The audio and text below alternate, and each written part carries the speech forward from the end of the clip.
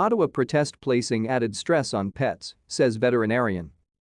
One Ottawa veterinarian says she's concerned about the impact the downtown demonstration will have on pets, both those in the care of Ottawa residents and those brought to the protest by supporters. Dr.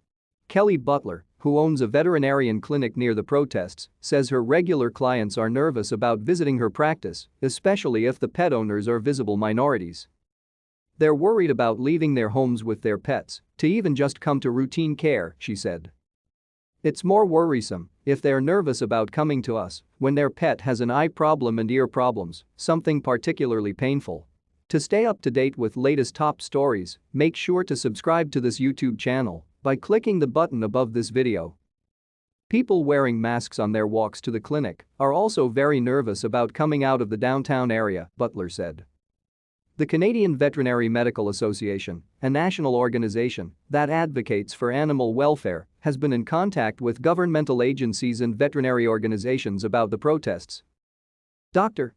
Ian Sandler, a practicing veterinarian and a member of the association's National Issues Committee, said they're trying to understand what impacts the nationwide demonstrations may be having on animal welfare.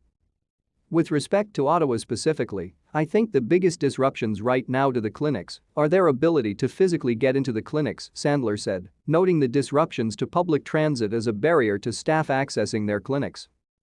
It has been a difficult time. He says those stresses aren't appreciated by an industry already stretched thin over the course of the pandemic.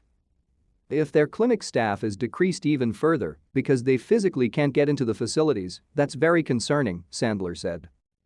Brandon Zweerman, managing director at Ottawa's Animal Emergency and Specialty Hospital, said staff have been inconvenienced by certain road closures, but no major issues have arisen.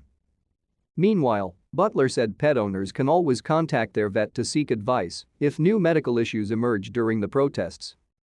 She was also concerned about pets stuck at home when trucks and other vehicles honk their horns, which can scare dogs and cats alike. And I hope that there aren't too many pets at the protest, she said. Because they're also, similarly, terrified, but they're that much closer to the source of the noise and strangers.